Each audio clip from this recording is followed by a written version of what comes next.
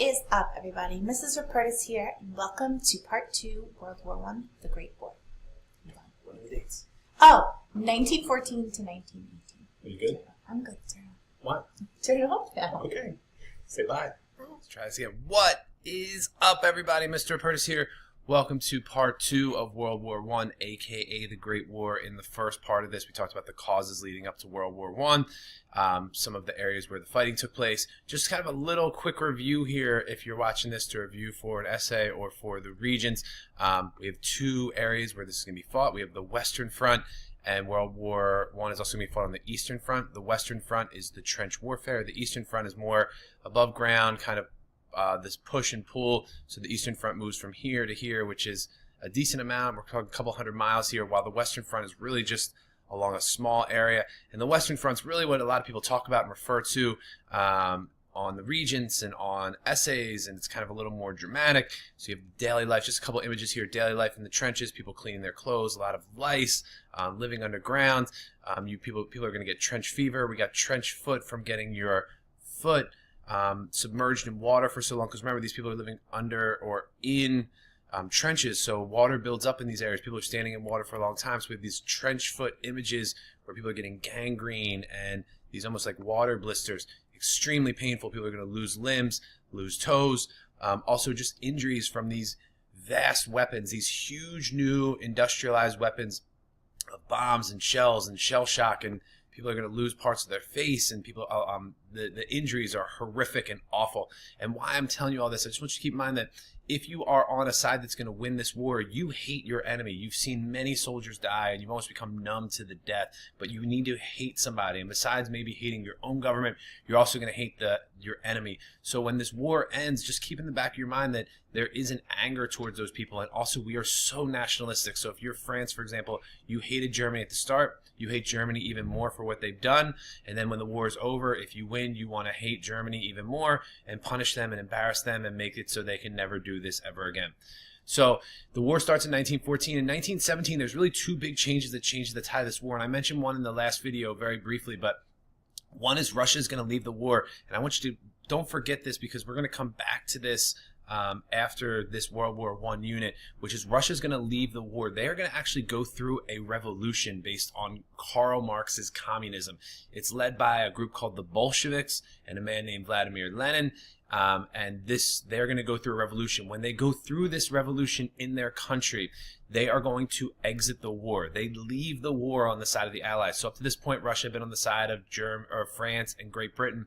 And when this revolution happens, they leave the war. When they leave the war, they actually give up some of their country in order to negotiate this treaty with Germany to Germany and Austria. So they give up this land, which used to be part of Russia, to Germany. Huge win in early 1917 for Russia, or for Germany and for Austria-Hungary, because now these two countries can bring all of their soldiers, which have been split. Remember, Western Front and Eastern Front. If you're Germany and Austria-Hungary, you're fighting on both fronts. Now you can bring all of your soldiers from this Eastern Front over to this Western Front. You're doubling your soldiers. And honestly, if you were going to predict after this happened, what was going to transpire, you would imagine in the summer of 1917 that Russia was going to or Germany was going to end up winning this war. However, at the same time, Germany makes a kind of a dastardly or horrible mistake, two mistakes really. One, they have something called unrestricted submarine warfare, where basically they warn countries like the United States to stop sending weapons, and the U.S. is not in this war yet, to stop sending weapons to Britain and France. And any ship that comes close to the coast of Great Britain, regardless of whether it is a passenger ship or a ship that's a military ship, that the Germans will shoot it with torpedo missiles through their submarines or their Unterseeboots, their U-boats, and they will destroy any ships that come close to Britain. And the reason for this is they want to stop the military supplies that are getting to Britain, which are eventually being used to kill German soldiers on the front. The Germans, in the process of this, do sink a ship called the Lusitania, which is a British ship, but it had American passengers on it. And this ship is going to lead to the death of hundreds of people. And the images come out of some of these dead people, and you have little kids who are going to be killed. And it really changes the tide in the United States where, oh my gosh, look how horrible these Germans are. They are killing innocent Americans on British ships. And then the final straw is the Germans send a telegram, secret telegram, to Mexico. And this telegram is going to be given the title the Zimmerman telegram because the person who wrote it in Germany, his last name is Zimmerman. And the Zimmerman telegram essentially says to Mexico, if the United States declares war on Germany at any point, we the Germans, ask Mexico to join with us and to help us fight in the war. And we would like Mexico to invade the United States. And after the war is over, if we win this and Mexico is our ally, we will help you get areas that you lost back in Texas, Arizona, New Mexico, and California. And this telegram is sent to Mexico. The U.S. has tapped into the telegraph lines. They get this secret cable. They translate the message, and they realize that Germany is trying to get Mexico in an alliance with them. Mexico, meanwhile, is kind of like, we don't want anything to do with this. We weren't going to join this alliance anyway. But it's kind of the final straw where the U.S. says, look what Germany's trying to do. We need to declare war on Germany because they're getting too involved in our stuff. So at the same time as Russia leaves the war, the U.S. declares war on Germany and officially becomes part of the Allies, which, coming back here for a second, is going to be essentially Britain, France, Italy, and they're going to be fighting along the Western Front. As the U.S. gets in, we have people who have been involved in this war for 4 years.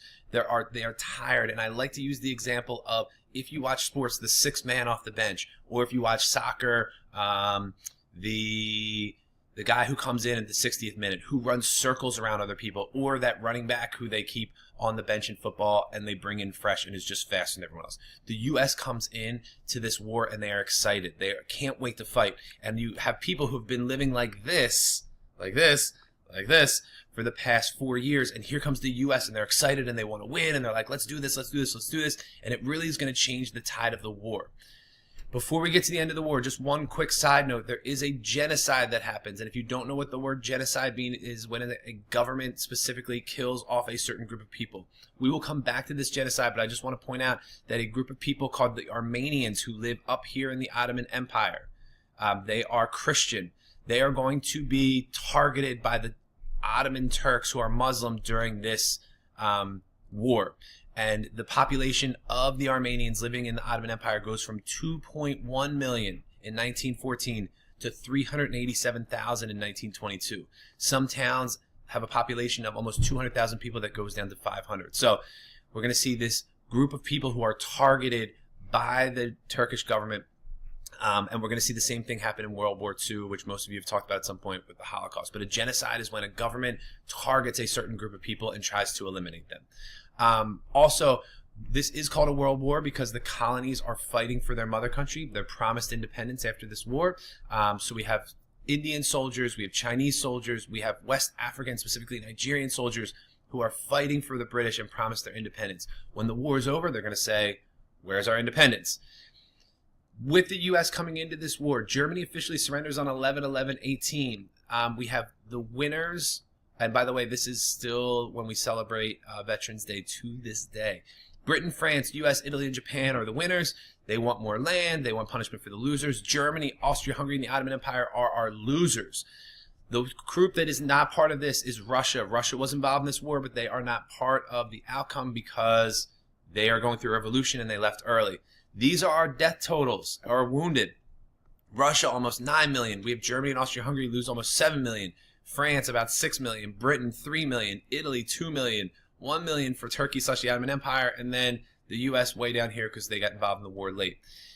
They are eventually going to sign this Treaty of Versailles, and that's what the peace process and the actual treaty that ends World War I is called the Treaty of Versailles because it is signed at the Versailles Palace where King Louis XIV lived and built, and Louis XVI lived. It is going to be signed there on June 28, 1919. This is exactly 5 years after the assassination of the Archduke. The belief was that this treaty was going to end all wars, and there's 3 ideas that come out of this treaty. One is we are going to punish Germany. Germany is forced to sign what's called the War Guilt Clause, where they take full responsibility for the war. They're forced to pay $33 billion to the winners. They lose every single one of their colonies, which gets split up between the British and the French, and they reduce their military. They also lose land within their own country, so they lose land here and land in this area here, so their country itself shrinks. So we're punishing Germany. 2, we're going to create an organization called the League of Nations, which is supposed to keep peace in Europe. So this group is going to have one representative from each country who comes to talk about our problems. Instead of fighting each other, let's talk about our issues and try and work it out before anything bad happens. The problem is that some countries don't join. For example, the U.S. doesn't join. Russia is not asked at first to join. Some countries who are in the Middle East don't join. Some countries don't join till later. Germany said you can't, they're told you can't join. So we have some big countries that aren't even asked to join, which is going to be a problem later on, which will lead up to World War II. Also, we're going to break up some countries. We have this nationalism. So here we have the map of 1914. Pause this for a second if you want. And we have Austria-Hungary here. And Austria-Hungary is going to be broken up into new countries: Czechoslovakia, Yugoslavia, Austria-Hungary. The Ottoman Empire is going to be broken up, and part of it's going to become Turkey. Also, areas of the Ottoman Empire are going to become colonies of the French and the British. Iraq, Syria, Palestine, these places that are in the news today, which are going to become part of the British and the French, which are called mandate systems. They're basically colonies until the British and the French are ready to allow them to become independent. Final thought on this. There are some serious problems with this treaty. We are punishing Germany. We're punishing the Ottoman Empire. Also, we promised Japan and Italy that we would give them land after this war. If you remember from the first video in this unit, we don't give them that land. These three countries, along with the colonies that are in Africa and Asia, are going to be upset with this treaty. These specific three countries right here are most upset with this treaty. Not to give away the ending. Don't tell anybody. Spoiler alert. These three countries are going to be on the same side in World War II. Why are they on the same side in World War II? Because they were angry with the outcome of World War I and this Treaty of Versailles. So that's the little preview going to lead us into eventually into World War II and the rise of fascism and Hitler and all that other interesting stuff. So that's what I got. As always, write down questions. Hope you took some notes. See you later.